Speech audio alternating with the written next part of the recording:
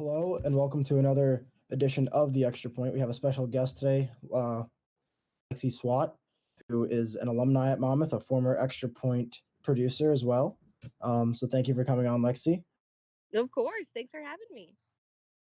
All right. So I first wanted to start off by asking, how has your uh, how has Monmouth, like just going to school here, just led to a lot of your jobs and your successes throughout life? So I say Monmouth was the best thing that ever happened to me, to this day, and it's been 5 years since I've been since gosh, I don't want to say since I've been back to campus, but I think that's how long it's been. I mean, to be quite literal and to be linear, um, so I started working immediately, day one, in the athletics office with Eddie Acapinti in marketing because that's what he was doing at the time. And while I was working with him, I met specifically a kid, Jorge Santiago, who spent his fall working for the New York Jets. And it was just an internship that turned into, hey, we actually have like a seasonal job that pays. It's not, you're not balling, but for a college job, it's a pretty cool one. And so part of that community is if you see people that you think would be interested or would enjoy, have them apply throughout the year. And he told me to apply, so I said, okay, sure. And that was after being there for about a year and a half. And while I was doing that too, I knew when I got to my first like Mondays at Monmouth. I don't know if they still do that, where prospective students, whether they're juniors or seniors, can go and tour the campus for the afternoon. And I remember looking at the TV station and hearing all the wonderful things about it. My tour guide wasn't even part of the communication department. The only time he ever walked into Plangier was for the Mondays at Monmouth tours. And he was like, I've heard nothing but great things about this TV station. It is state of the art. When I think about TV stations, this is what I think about just because this looks exactly like the things that I see on TV. And doing my research, I saw that it's the perfect place between New York City and Philly. And I knew whatever I wanted to do, I could do it with like throughout Monmouth because of just how perfectly located it was and because of how awesome and state of the art their facilities were specifically for radio and television students. Um, Going through Monmouth, taking the classes, like I said, got in touch with my friend who worked with the Jets. I applied this summer going into my senior year, got the internship, spent the summer working in Florham Park at their practice facility, working on game days as part of the launch crew. So t-shirt tosses, all that jazz during Jets games. And that's when they weren't bad. They weren't good because they hadn't made the playoffs, but they weren't abysmal Yeah. like they No, are now. I'm unfortunately a Jets fan, so I know the pain. Okay, yeah. So this was the first year of Ryan Fitzpatrick. So pretty good. Oh, We were okay. it Okay. was a very optimistic feeling. Yes, yes, it Um, was. so that made games fun. We only lost two home games that year. Um, one was freaking terrible against the Eagles, and the other one was a heartbreaker on a Thursday night football I'll get against to go against the Rex Bills. Ryan and the Bills. Yep, that's right. I do remember That that. it was I that remember season. that game. Yeah. So working there, I enjoyed it so much. They liked me, so they brought me back for the next season as a captain for the launch crew. And using that experience, specifically working for an NFL franchise, I was able to secure, and also on top of working at Hawk TV and being a producer at the Extra Point and working in the athletics department and also doing some work for WMCX. I would say the one thing that I wish I did more was spend more time at WMCX. But we can't control what happened in the past. We have to just move forward. Right. I was able to get an internship with CBS Sports in the broadcast center, which was super cool. I didn't get to go, but I got to contribute to Super Bowl 50. Um, and I got to go to, because it was the spring semester, I got to work on college basketball, which is why I fell in love with sports. So I got to go to Houston for the Final Four, and I don't know if you remember, but it was when not Virginia, Villanova won at the buzzer against UNC in Houston. So that was wild.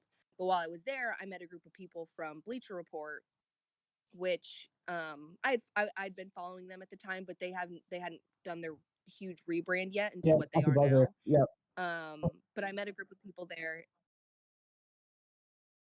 and that's what turned into going into their office in New York City. And that same day, I was walking to my senior thesis class. Um, I think it was Spike Lee. It was like Spike Lee in movies, and I got a call from this random number, and it was the guy that I met with. And that day, he was like, "So we really like you, and we want to hire you as our production assistant for the year." And at the time, it was a postgraduate internship that was going to turn into a production assistant job. And I'll stop there because I can literally talk for days about how using those connections led me to where I am now. But it was like a linear thing that if I hadn't worked directly day one in the athletics office and worked, I mean, and spent my time in Hawk TV, I wouldn't have made the connections to work for the Jets, which I wouldn't have been able to go to Right. CBS. And it just is a whole like snowball roll after that. Wow. That's incredible. The different, I think, avenues you went through to get to like incredible places is it's unreal. Okay. This past year has been tough for like, a lot of people. How has the pandemic affected just your job and what you've been doing? So I was actually, and I'm still grateful to this day. So I live in Virginia now. I live in the Hampton Roads area, and my first day in the role that I had at the time as a production assistant for WVEC 13 News Now.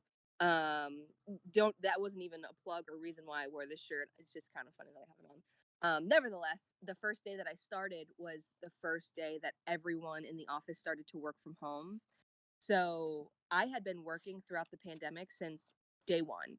Um, I would say the biggest struggle was adapting to all the changes happening pretty much in real time because back then I was still going into work. I had to have a piece of paper saying that I was going to work. I was an essential employee. In the off chance that I were to get pulled over when things were really scary and shut down Yep. very early on last year. And like I said, just the adapting to, at first we weren't wearing masks. We were just doing the 6 feet away from each other, sanitizing absolutely everything. Um, and then, which led to, okay, now you have to wear masks inside and you have to make sure you're apart from everyone else. So being part of the crew that helped navigate that was really wild and rewarding at the same time, especially since that was kind of like a leap in my career because being down here in Virginia wasn't really my choice. It was the choice of the United States Navy. And trying to stay involved in production while knowing that sports is still where my heart lies, but knowing that it might have to take a seat on the back burner, but still controlling my controllables. And I'm really grateful that I was able to get in when I did, honestly, because that's when the hiring freezes started to happen. That was when people weren't allowed to get back into the building. And how can you be a production assistant, a floor director, and be part of Exactly. like the Exactly. sanitizing team when you're not in the building? So the way that it fell, I'm still so thankful for it. And everything. I can't explain something like an entire pandemic, but the way that I've been able to control it, everything happens for a reason. Yeah. We're dog sitting. So I Oh, have a okay. 2-year-old chocolate lab, and then our friends have an 8-month-old corgi. Oh, So we're dog sitting two wild animals that we're starting to learn can get along, but only the day that they have to depart from each other. oh. Um, and now, talk to me, actually, just what you've been doing now. Yeah, so now since then I've been promoted from a production assistant to an editor and photojournalist. More so on the editing side right now because that's where the most help is needed. Like I said, a lot of people aren't allowed to be in the building, so the people that have the editing abilities but their role is more of a photojournalist, they're typically spent outside in the field working with the community. And because I had already had been granted access to stay to get into the station, they just kind of let me edit. And that's, I mean, if I'm being completely honest, I truly enjoy editing. That's a passion of mine. So I'm happy that I get to do that and get back into them. Almost like at the 11th hour, it feels like someone's like at your neck, like you have to get this done and having that pressure. And then the excitement and the relief when all of that is over and it was a great show. Having that feeling back has been awesome. Um, but staying in the sports arena because, like I said, that's what makes me happy. Right. Um, when I initially moved down here, I was driving to Washington, D.C., which is a 3 hour commute. So back and forth, working with the Wizards. I was a game day producer, which is essentially what I did as a captain for the launch crew in for the Jets. Right. Except for it was more technical. I was definitely had more of a producer's eye. I wasn't shooting t-shirts. That was someone else's job, but I was the one kind of directing the camera operator. What looked great, who we should get, if we had a specific guest we wanted to talk to, things like that. But now specifically I am the host and analyst for the Game Day Network, which is a new up and coming startup, very focused on social, specifically with their hoops channel. So what a better time to start than Right. Yep. days before Selection Sunday. And that's been a ton of fun because I'm working with a lot of people that I had worked with back at Bleacher Report. I'm working with a lot of people who believe in this product that it's small right now, but there's huge potential in it. And it's a lot of fun to get to have this casual conversation, while still interacting with this community of people that are really passionate in specifically the sports betting community, but add on top of that the NBA and college basketball, which is where my love for sports began. Has been a lot of fun. Um, and then just within my job at 13 News Now, I'm working with the sports director and the assistant sports director for, now the VHSL is back and they're playing and we have high school sports again. And there's a huge community of 4 and 5 star um, recruits for football and basketball, and for basketball, both men and women. So to be able to cover those very soon, I'm really excited to kind of show my hand and say, like, hey, I'm serious. I really enjoy sports and I've done it before and I can't wait to show you. And how you touched upon working for the Wizards. How are you able to get your foot in the door there and get that job? So with the Wizards, it was my sister, to be totally honest. Oh, She was the summer intern for Monumental Sports and Entertainment. And she was a sports marketing major at St. John Fisher College. And oh, stop. Sorry about that. At see, say hello. Say hello, pup. At St. John Fisher College in Rochester, New York. And as she was leaving her job there, I was moving down to Virginia and I was just looking for something to stay employed because, you need to do things like pay your bills, but also right. I feel good and I enjoy my time when I'm working. So I got in contact with her manager and he was like, well, I'm glad that you reached out to me because we are in the stages of hiring people for the Wizards season right now. And from what it sounds like, you're exactly what we're looking for. It's like, yeah, absolutely, whatever you need. And then within the span of 3 weeks, they asked if I could come and just meet in person. And that turned into me just accepting the role and then filling out the paperwork. And that was also game 2 of the WNBA finals when the Washington Mystics were in the WNBA finals. So I got to watch game 2 of their championship Pretty run. cool. Pretty cool. Yeah. Um, and also going to Monmouth, what was the main reason why you picked Monmouth out of other schools? Um Honestly, it was just Monmouth period. I wanted to go to Monmouth. I was interested after the first time that I visited, which was, as I had talked about during our call with Greg and Dr. Harmon. Um, I was interested after visiting when I was in 8th grade. And then when I was in 10th grade in the college, ideas started to kind of fill in my head. Um, thinking back at Monmouth and realizing, well, that was a really pretty area. I wanted to go to school out of state, and I wanted to pursue sports. And so while I was researching, I saw that they had beautiful venues for specifically radio and TV, and on top of that, the it was the MAC. Now I believe it's the Question Ocean for First something, yep. Ocean First Bank Center had just opened up, and they were still um, they had just opened up another residential hall. They had plans for an additional residential hall, and they were growing um, their science building. Okay. And I remember I had a teacher in high school who said only go to schools that are still that have construction happening, because that means that they're growing. If you go to a school and there isn't any growth, you don't want to go there. And so that it was just kind of like a beautiful mixture of everything that I was like, this is genuinely what I want to do and this is where I want to go. Um, but specifically, like I said before in this call, just its accessibility to quite literally everywhere. You are a hop, skip, and a jump commute to New York City. You can get to now a lot of companies and businesses aren't even in the city. They're closer. They're in the Morristowns and the Hobokens that are still accessible to get to. And not only that, but there's a whole other market that's a top five market in Philadelphia, which I know that the public transit isn't as easy, but it's still achievable to get to. Um, and so that was just absolutely magical to me. All right, now focusing more on sports. Knowing you're a big basketball fan, what's your opinion on the whole Nets kind of super team that they've built?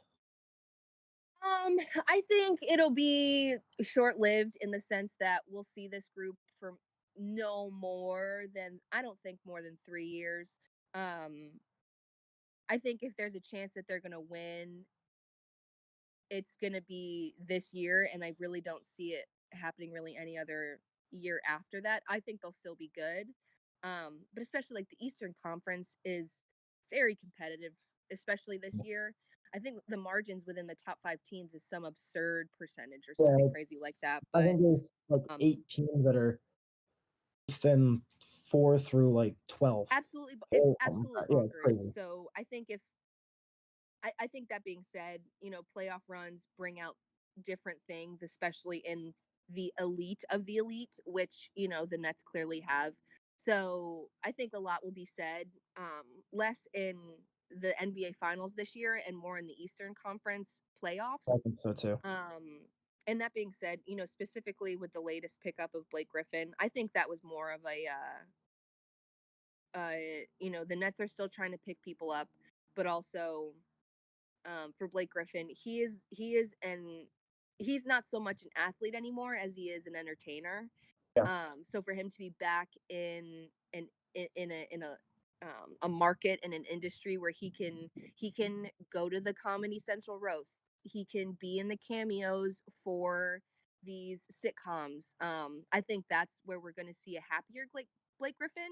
And I know typically if you're happier, you do better at work. So I think if anything, that's what's going to help as well. And then, you know, not to get into the whole pit that is the Kardashians and athletes, but I do think it's kind of apropos that he is going somewhere like the Nets, which is where um, I can't remember his name, but Kim Kardashian's first husband was at when everything all started right. to take a turn Yeah. for them. I just think that's a Um, funny little coinky dink. yeah, it is.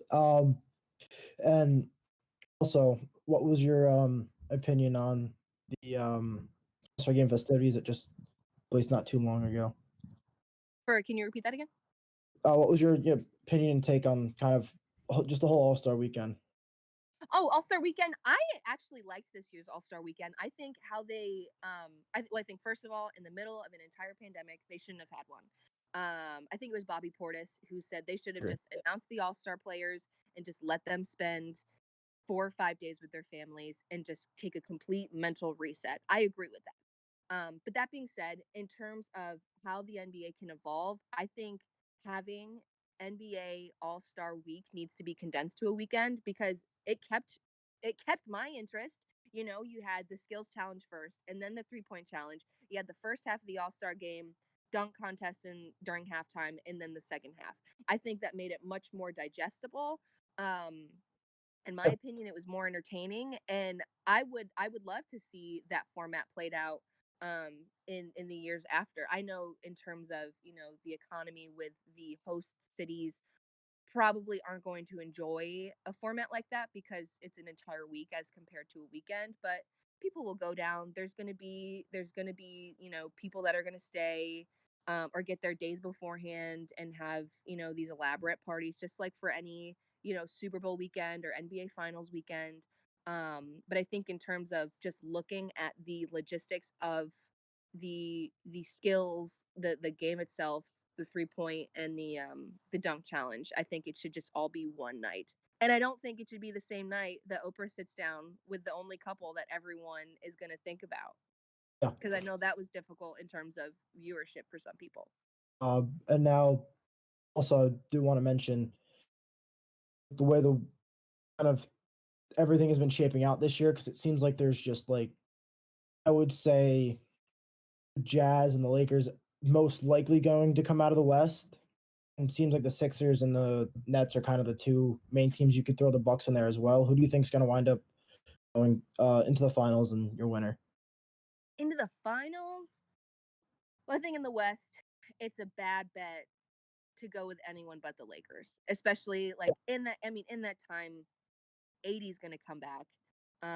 LeBron's still going to be LeBron, and like I said, in terms of just like elite caliber teams, they're going to bring out the best in themselves. And from everything that I've ever seen, LeBron James is like the ideal teammate you want to have, and just that he pushes everyone else to be better.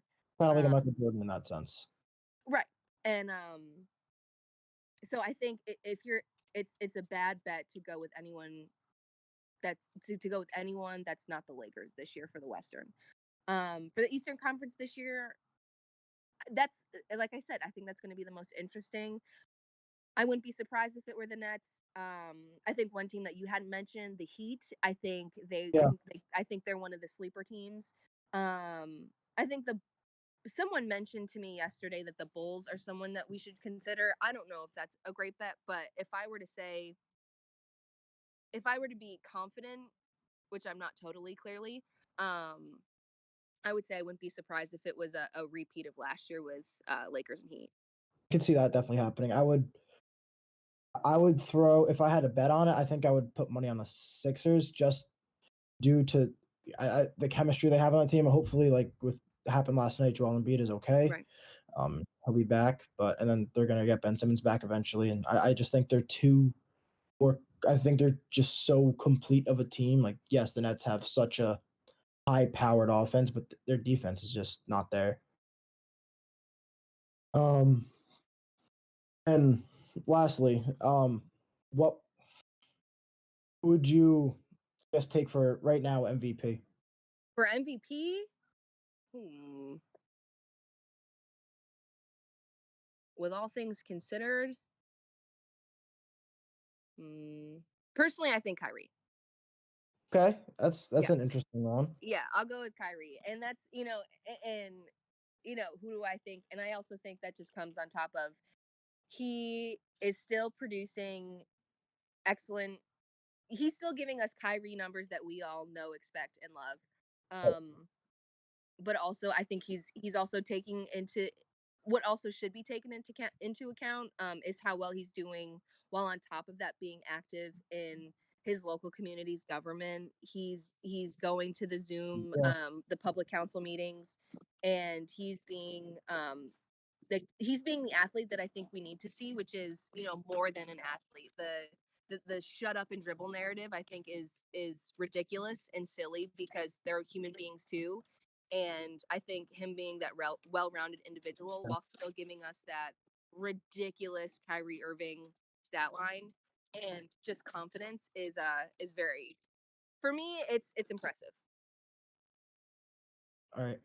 Thank you. That is going to wrap up our interview. Thank you so much, Lexi, for joining and coming to talk on Hall TV again. I really appreciate it. Fun. Thank you. Of course, I'm so glad that I could come on by, and hopefully I can come in person sometime soon. Yes, hopefully. All right. Thank you so much.